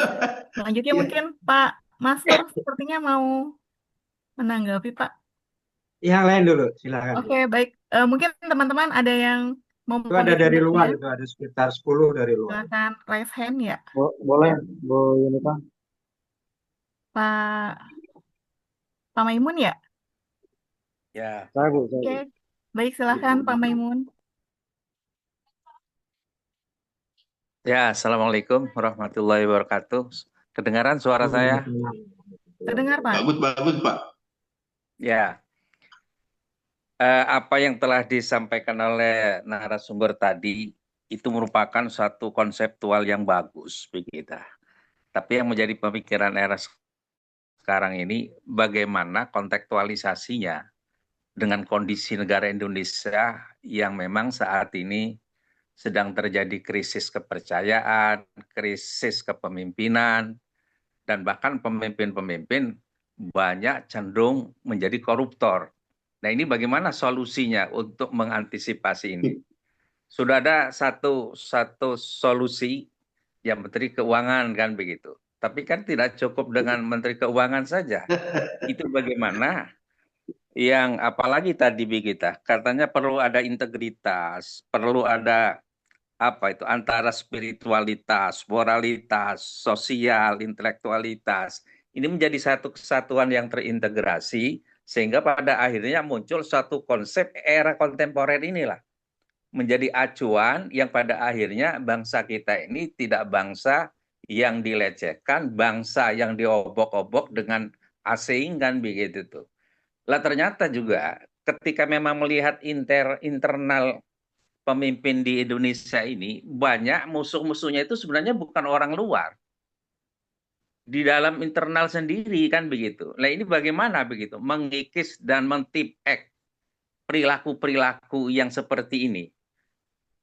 Kalau tadi, ya bagaimana antara katanya pikiran, perkataan, perbuatan, dan perasaan. Ini kan harus menjadi satu kesatuan yang mewujud dalam perbuatan, perilaku para pemimpin kita. Ini barangkali Pak Rektor Unisbi kita untuk ke depan bagaimana kan begitu itu. Ya kalau konsepnya apa yang disampaikan itu penilaian saya ya bagus sekali kan begitu. Tapi justru era sekarang ini bagaimana implementasinya, bagaimana kontekstualisasinya dengan rupa-rupa problematika yang mengemuka saat ini. Apalagi kita ini sudah banyak dibodohi sebenarnya. Kalau tadi mengatakan katanya ada generasi emas 2045, itu apa memang benar begitu? Orang generasi sekarang aja banyak yang jatuh ke narkoba begitu. Itu dipersiapkan untuk menjadi generasi emas yang akan datang. Ya, jangan terlalu menghayal lah kan begitu itu. Sebelum memang kita bagaimana pembinaan generasi-generasi muda ini betul-betul terbina dengan baik, moralitasnya baik, spiritualitasnya semakin meningkat, begitu. Perkataan dan perbuatannya seia sekata begitu. Tidak sekarang ngomong A, besok ngomong B. Ketika besoknya lagi sudah ngomong C, artinya tidak ada sinkronisasi. Nah ini kalau kita amati kan begitu. Terus juga, ya memang dari awal saja kriteria pemimpin di Indonesia ini kan sebenarnya banyak yang tidak memenuhi persyaratan. Kalau kita melihat Al-Mawardi Asy-Syafi'i itu, di dalam Al-Ahkam Sultaniyah wal Wilayatud Diniyah, pemimpin itu pertama katanya syurutul imamah, istilahnya dia menggunakan di sana bukan khalifah, al-imamah. Pertama adalah al-adalah, ada keseimbangan. Keseimbangan di sini untuk dirinya, untuk keluarganya, untuk masyarakat, bangsa dan negaranya. Kedua berilmu. Lah orang tidak berilmu jadi pemimpin. Lah ini juga kan sudah kesalahan kita. Lalu juga di samping itu ada asyaja'ah, keberanian. Ya kalau melihat Prabowo boleh dikatakan sekarang berani sekali kan begitu. Dan memang itu yang diharapkan. Terus punya visi kan begitu. Karena menurut Al-Mawardi ini kan ada 7 kriteria. Syurutul imamah itu sab'atun. Belum lagi kalau menurut yang lainnya. Makanya kalau siapa Bapak sosiologi Ibnu Khaldun di dalam Al-Muqaddamahnya itu, ya pemimpin itu ya harus orang yang pinter dan cerdas. Lah ini artinya ke depan untuk 2029 dan seterusnya itu jangan sampai mengangkat pemimpin-pemimpin yang kita pilih itu orang yang tidak memenuhi kriteria, begitu. Lah sekarang ini kita berbicara masalah bagaimana kita pemimpin berintegritas, pemimpin yang beradab. Ya memang dari awalnya saja sudah tidak sesuai dengan persyaratan-persyaratan. Sejauh yang saya baca, persyaratan-persyaratan menurut Ibnu Khaldun, menurut tadi Al-Mawardi, menurut Ibnu Hazm, menurut Al-Ghazali, itu ternyata kalau melihatnya di perspektif Islam, pemimpin-pemimpin kita yang ada di Indonesia ini memang jauh dari apa yang diharapkan begitu oleh umat Islam, karena memang ya sudah tergiur begitu, sudah terkooptasi dengan sistem-sistem kepemimpinan ya era apa begitu, demokrasi barat itu kan begitu. Nah ini bagaimana menurut Pak Rektor kan begitu sebagai narasumber untuk memunculkan gagasan pemikiran paling tidak 20 tahun yang akan datang bahwa Indonesia itu bukan hanya negara yang diobok-obok, negara yang memang menjadi sasaran para mafia begitu, tapi betul-betul berdiri di atas begitu Undang-Undang Dasar 45, ideologinya Pancasila itu bukan hanya sekedar kamuflase kan begitu. Barangkali ini begitu apa nih, apa bertanya, apa memang memberikan satu apa ini penilaian begitu. Makasih. Ya, oke. Sangat bagus banget. Sebenarnya implementasi saya hanya melihat kajian dasar saja sih sebenarnya. Yang ditugaskan oleh teman-teman ini, kajian dasar terhadap perilaku kepemimpinan Syekh Yusuf dilihat dari dua hal, integriti dan beradab. Nah itu saja. Saya tidak sampai pada bagaimana sih implementasinya di dalam kehidupan bernegara sekarang ini dalam kondisi yang saya katakan carut marut taruhlah ya, pimpinnya ya jangan dilihat dari integritasnya saja, beradabnya saja. Integritasnya saja sudah sangat dipertanyakan ya. Sekarang bagaimana sih melihat kondisi seperti ini untuk nilai-nilai kepemimpinan Syekh Yusuf ini harus menjadi fondasi gitu bagi pemerintah kita dan ke depan terutama ya. Saya juga agak bingung gitu ya untuk memberikan sebuah pemahaman kepada teman-teman gitu loh. Tapi mungkin saja sih, bisa saja dalam konteks tertentu, contohnya dalam konteks integritas dan akuntabilitas masyarakat maksud saya, ya bagaimana kita mampu menerapkan sebuah, taruhlah dalam konteks korupsi yang menjadi sebuah persoalan besar di negara ini gitu. Bagaimana sih membangun sebuah sistem yang anti korupsi, yang sangat betul-betul kuat gitu dan memberikan sebuah salah satu contoh ya, bisa pemerintah dalam skala kecil saja taruhlah ada transparansi anggaran yang diterapkan oleh seluruh kepemimpinan yang ada di negara ini dari pucuk sampai ke bawah gitu, bisa nggak? Itu yang pertama. Kemudian bisa saja sih ada sebuah proses revitalisasi politik gitu ya, atau pendidikan politik dengan bagaimana membangun kaderisasi pemimpin berbasis nilai Islam dan Pancasila yang diimplementasikan di dalam sebuah kurikulum yang real gitu. Kurikulumnya dari mulai mana? Dari mulai sekolah dasar saja. Atau sekolah dasar tingkat kelas tinggi ya. Kelas tinggi itu kelas 4.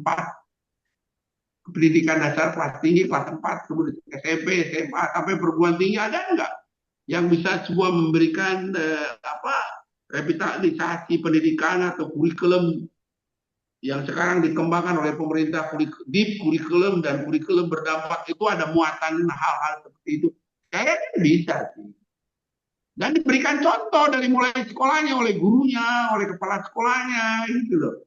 Diberikan contoh oleh rektornya, diberikan contoh oleh dekannya, oleh ketua program studinya dan lain-lain.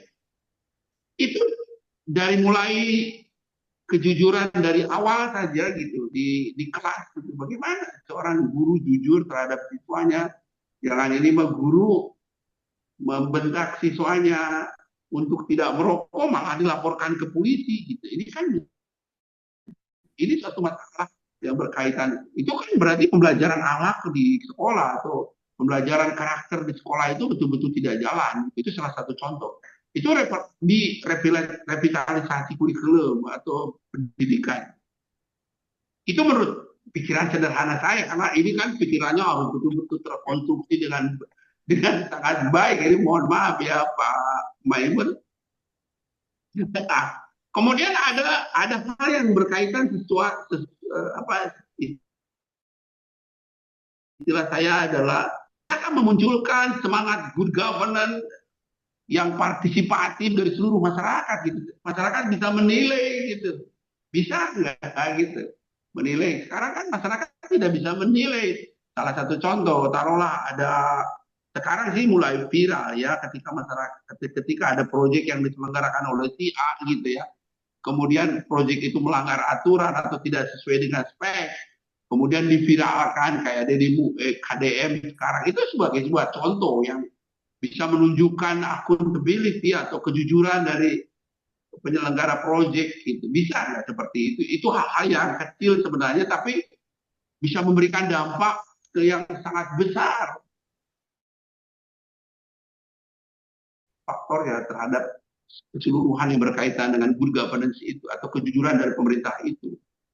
Nah, kemudian dalam konteks implementasi di dunia pendidikan, salah satu contoh yang bisa dijadikan bahan dasar adalah itu yang tadi, pendidikan karakter itu bisa nggak mulai dibenahi kembali, atau pelajaran akhlak lah. Kalau karakter kan sifatnya universal, kalau akhlak itu kan spesifik gitu.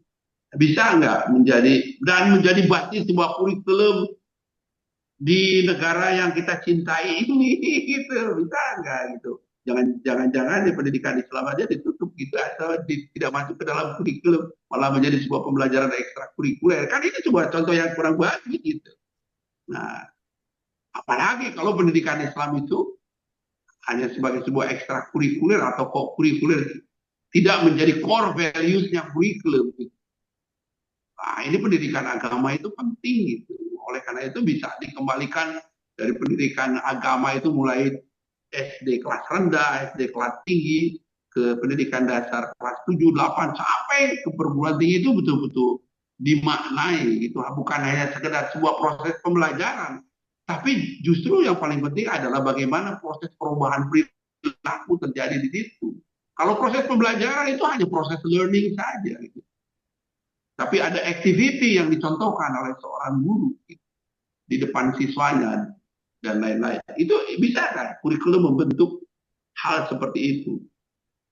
Nah, yang berikutnya mungkin saja sih bisa hal-hal yang berkaitan dengan apa istilahnya, salah satu contoh adalah ya bisa nggak mulai sekarang itu ada kayak Pak Purbaya itu kan menarik ya menteri seperti itu, tetapi kan tantangannya besar gitu loh, mengurangi kesenjangan itu tantangannya besar kan gitu. Baru satu menteri yang berani, itu 2 menteri ya berani untuk mengungkapkan hal-hal yang benar di dalam pemerintahnya, apalagi kalau didukung dengan anggota dewan dan lain-lain. Saya yakin integritasnya akan semakin kuat, tapi kan malah tantangannya semakin berat gitu loh teman-temannya.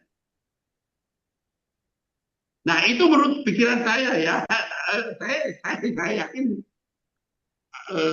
belum tentu cocok juga gitu pada saat ini. Tapi kan mulai dari kita saja dulu lah ya.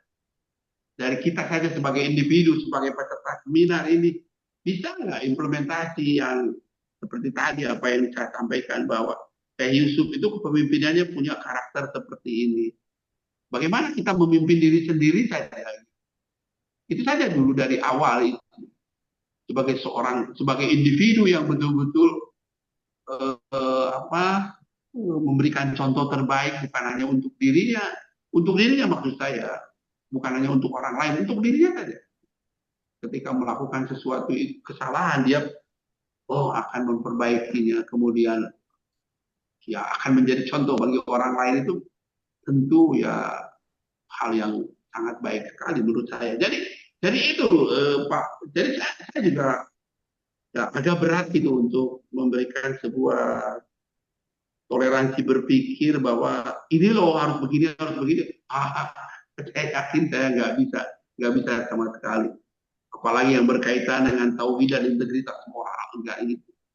Apalagi dengan keadilan sosial dan partisipasi rakyat dalam konteks spiritual yang kuat agar terdiseminasikan di dalam segala bentuk perilaku kehidupan sehari-hari, bukan hanya di rumah atau di dalam keluarga, tapi juga dalam lingkungan masyarakat, di kantornya atau di pekerjaannya, bisa juga, dan lain-lain.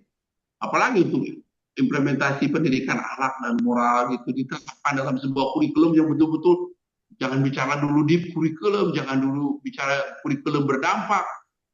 Ya berdampak apa ya? Karena yang dipikirkan sekarang itu adalah berdampak dalam konteks ekonomi kan gitu.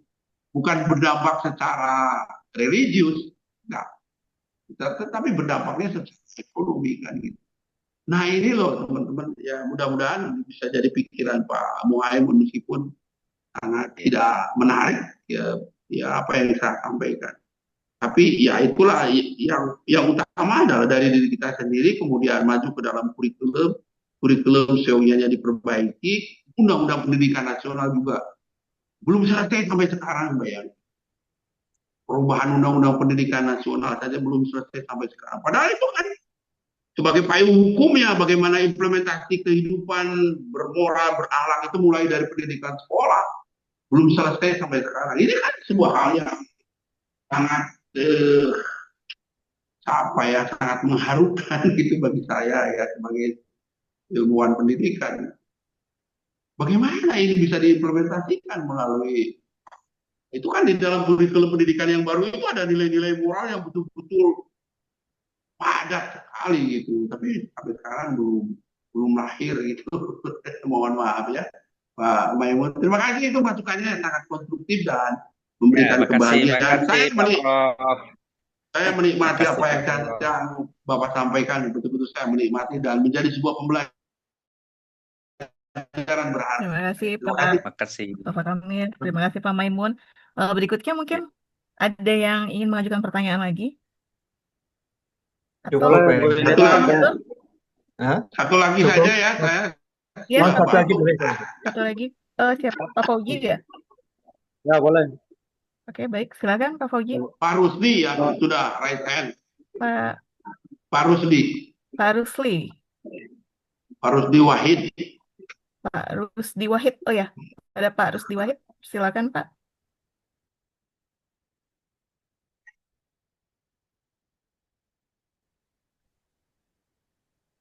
Wah, dia kayak pergi.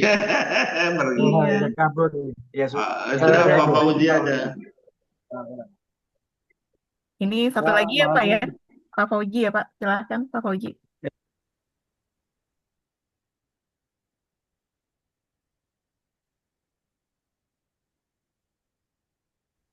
Fauzi apa Fauzun? Kedengeran ya. Pak, saya menarik tadi tentang pembahasannya. Langsung spesifik aja tentang integritas tadi. Nah, akhir-akhir ini kan banyak ya di perkuliahan itu joki, skripsi ataupun orang yang tidak kuliah tiba-tiba punya ijazah, bukan palsu ya, artinya ini ijazahnya bodong gitu. Mereka tidak kuliah. Nah, yang mau saya tanyakan Pak, ini bagaimana kampus dapat mempromosikan integritas di kalangan mahasiswa? Terus apa konsekuensinya apabila kampus ini tidak punya integritas dalam lingkungan akademik? Gitu Pak. Makasih Pak. Bilang aja lagi sebentar lagi biar webinar. Baik, Pak. Bapak silakan langsung ditanggapi Pak. Bagaimana? Saya batuk.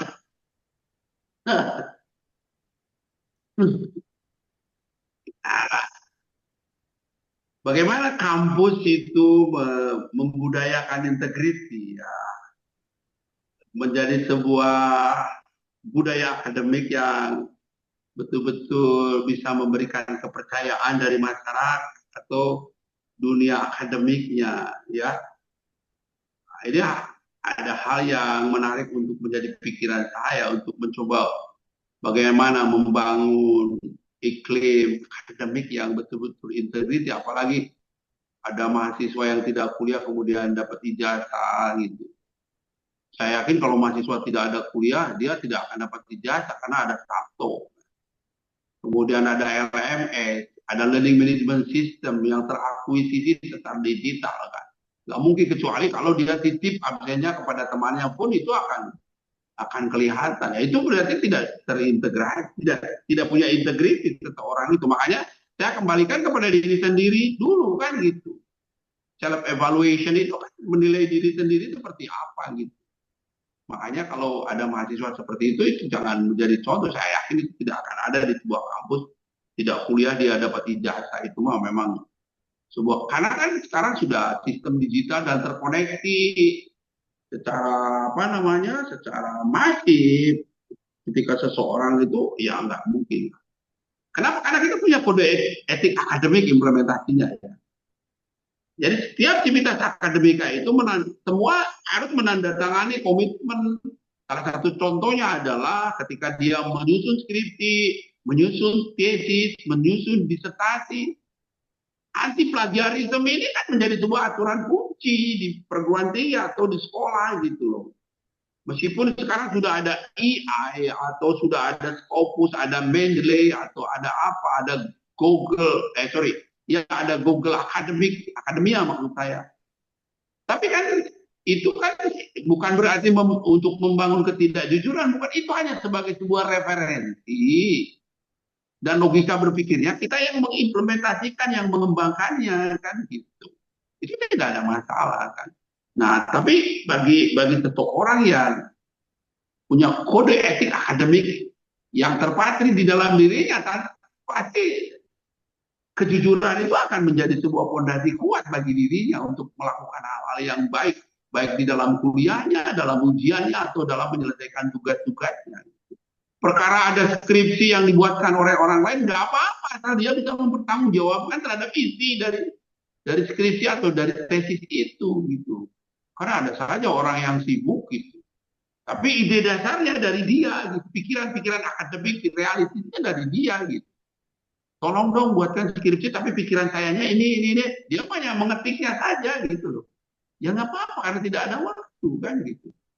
Tetapi tetap kekuatan pemikiran dasarnya, konseptualisasi logika berpikirnya, paradigma berpikirnya, metodologi berpikirnya itu tetap dari dia gitu. Kalau semuanya sudah itu mah betul-betul salah. Gitu. Itu kode etik akademik. Ada standar yang ditetapkan oleh kampus. Kemudian ada sistem detektor yang kuat terhadap integritas. Seseorang harus melakukan nilai-nilai kejujuran di situ, kan ya. Ini yang paling menarik adalah teman-teman, saya katakan tadi di awal keteladanan dosen. Dosen bisa memberikan contoh kepada mahasiswanya. Ketika dia menyuruh mahasiswa harus submit Scopus, submit tinta, dianya sendiri harus submit tinta atau harus submit Scopus gitu. Ketika dosen menyuruh membuat buku, dianya juga harus punya buku yang didesain atau dipublikasi diproduk oleh dirinya gitu. Kalau dosen tidak bisa memberikan contoh kepada hal seperti itu, tapi kepada mahasiswa meminta harus ABC, ya nggak bisa. Bagaimana integriti itu bisa lahir kan gitu. Itu keteladanan. Gitu. Mahasiswa akan membuat dosen itu adalah sebagai sebuah benchmarking, kan? Sebagai contoh tauladan yang baik kan gitu. Nah, di kampus itu pasti ada forum etika ilmiah gitu. Ketika forum etika ilmiah ini jalan, maka saya yakin dalam konteks pembelajaran kode etik ini akan berjalan dengan baik gitu. Nah, kalau kode etik ini tidak berjalan, kode etik ilmiah itu yang dilahirkan oleh senat akademik di kampus tersebut, kalau tidak terimplementasikan kepada para mahasiswa, saya yakin nggak bakal lahir gitu integriti ini. Tetapi kode etik ilmiah ini betul-betul dijalankan dalam apapun, dalam berkuliah, dalam evaluasi, dalam membuat karya ilmiah, dalam melakukan riset, dalam melakukan PKM, itu kalau dia berbasis kepada kode etik ilmiah sebagai seorang calon ilmuwan, aman kok. Tidak akan terjadi plagiarisme. Apalagi sekarang ada Turnitin lah, gitu loh. Tiap skripsi harus di bawah 30%. Dengan Turnitin itu ketahuan gitu loh. Dari mana tesis atau skripsi atau disertasi ini dibuat. Sumbernya itu jelas kan. Makanya Anda harus belajar bagaimana mensitas sebuah ilmu pengetahuan yang dari buku orang lain gitu. Jangan hanya nyuplik saja gitu. Bagaimana mensitasi itu. Citasi itu kan bermanfaat bagi diri kita sendiri, bermanfaat bagi penulis, bermanfaat bagi kampus, dan bermanfaat bagi dunia pendidikan, dan bermanfaat bagi dunia loh, bagi Indonesia. Kalau kita mencitasi dengan benar, itu masih banget itu impact faktornya loh. Ketika mencitasi dengan benar, taruhlah Anda sudah punya Scopus, punya Mendeley, Anda mencitasi dari EI yang dilahirkan dari Scopus, kemudian EI itu tersitasi dan itu bermanfaat, dan Anda karya ilmiahnya lahir yang baru, itu berpengaruh kepada yang menulis buku tersebut atau yang melakukan riset, kemudian bermanfaat bagi Anda, bermanfaat bagi kampus, bagi program studi untuk standarisasi nasional internasional, bermanfaat bagi kementerian, bermanfaat bagi negara. Makanya ada ranking dunia tentang citation terbaik. Itu kalau nilai-nilai akademik, ketika akademik itu dijalankan dengan baik. Makanya hal-hal yang seperti itu akan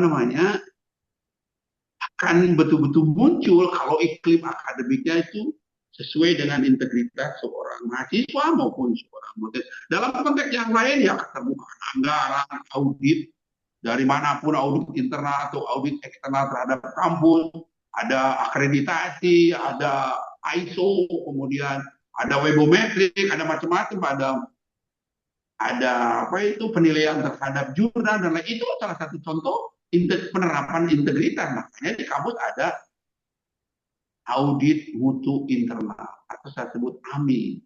Lembaganya apa? Lembaga penjaminan mutu kampus. Itu menunjukkan bahwa kejujuran harus dibangun di situ. Untuk apa? Untuk membangun iklim akademik siapa? Mahasiswa dan dosen. Oke, Mas, itu ya. Baik, Pak. Makasih, Pak. Oke, terima kasih Bapak Ibu yang saya hormati, mudah-mudahan bermanfaat, dan saya tutup dengan nun wal qalami wa ma yasturun. Billahi taufiq wal hidayah. Wassalamualaikum warahmatullahi wabarakatuh. Waalaikumsalam warahmatullahi wabarakatuh. Waalaikumsalam warahmatullahi wabarakatuh. Pak Mastur, mungkin ada yang mau disampaikan dulu, Pak? Ya, baiklah. Saya akan tutup dengan sebuah senarai. Meneladani 5 sifat kepemimpinan kasus Syekh Yusuf Al-Makassari. Meneladani 5 sifat ini adalah penting, terutama bagi kita sebagai calon pemimpin umat yang berada di garda terdepan, memandu umat penuh hikmat. Etis yang pertama adalah lemah lembut kepada umat. Laksana perlakuan seorang bapak kepada darah dagingnya sendiri, menghindari sikap yang kasar. Nasihat dan bimbingan disampaikan dengan rendah hati, tanpa sedikit pun bersikap sombong dengan menepuk dada. Inilah aku. Emas tetaplah emas, walau hidup dalam diam. Dia diam untuk menjaga ketenangan adalah salah satu akhlak adiluhung. Sebab apa perlunya berteriak keras kalau pengaruhnya tak berbekas? Laksana cahaya yang bersinar, memancarkan kedamaian. Malam-malamnya berisi banyak amalan yang bernas sebagai bekal kehidupan di masa depan yang abadi. Ada siang yang panjang disikapi dengan cerdik, dengan mengejar rizki yang datang darinya, bukan seperti keledai yang memberat-beratkan diri dengan kitab-kitab di punggungnya, tapi tak mampu secuil pun mengambil manfaat dari ilmu yang tertulis di dalamnya. Diri kita harus penuh dengan ilmu yang menyelamatkan diri dan keluarga dari azab dari Rob kita. Adapun kebodohan adalah sikap ketidakpedulian terhadap ilmu, yaitu mencampakkan kebenaran dengan meninggalkan amal sebagai bekal untuk kehidupan akhirat. Ayo kita segera bangun mensiasati kehidupan fana dengan amalan yang sempurna tanpa menunda-nunda. Keberkahan ilmu bukan sekedar menguasainya, tetapi lebih pada praktiknya yang berguna bagi sesama. Nabi dan Rasul banyak disebut dalam Al-Quran menjalani realitas kehidupan yang sangat pahit, baru kemudian memahami hikmahnya setelah kejadian. Inspirasi demi inspirasi kita dapatkan dari perjalanan menjalani kehidupan nyata dari para tokoh dunia. Cukup memadai bagi kita untuk siap menggantikannya kelak bila waktunya tiba. Bogor, 29 Oktober 2025, pukul 20.22. Terima kasih. Wassalamualaikum warahmatullahi wabarakatuh. Waalaikumsalam Waalaikumsalam warahmatullahi Terima kasih yang sebesar-besarnya kami sampaikan kepada Bapak Rektor UNIS, Profesor Dr. Mustafa Kamil, selaku narasumber. Terima kasih Bapak. Terima kasih kepada Bapak Masrur Thoyib, selaku keynote speaker. Dan terima kasih untuk senarannya yang tadi ya Pak. Dan seluruh panitia yang bertugas, dan tentu saja semua peserta webinar yang telah hadir pada malam hari ini. Sebelum ditutup, mungkin kita bisa didokumentasikan dulu ya. Mungkin Ya, untuk betul. pesertanya semuanya bisa on cam, supaya bisa didokumentasikan kepada seluruh peserta. Mungkin nanti dari panitia ada yang akan mengambil ininya, fotonya. Baik, kita hitung dengan hitungan 3 ya. 1, 2, 3. Sudah ya. Di slide setelahnya. Oke. Berikan senyum terbaiknya. 1, 2, 3. Baik, terima kasih banyak. Dengan berakhirnya sesi dokumentasi ini, maka berakhir pula seluruh rangkaian acara kita pada malam hari ini. Atas nama panitia, saya mohon maaf jika ada kekurangan dan kesalahan. Selamat bertemu kembali di webinar selanjutnya dan lainnya. Wabillahi taufiq wal hidayah. Assalamualaikum warahmatullahi wabarakatuh. Waalaikumsalam warahmatullahi wabarakatuh. warahmatullahi wabarakatuh. Prof, pamit Prof. Terima kasih Bapak. Ya. Terima kasih semuanya. Ya, kasih Neng. Assalamualaikum.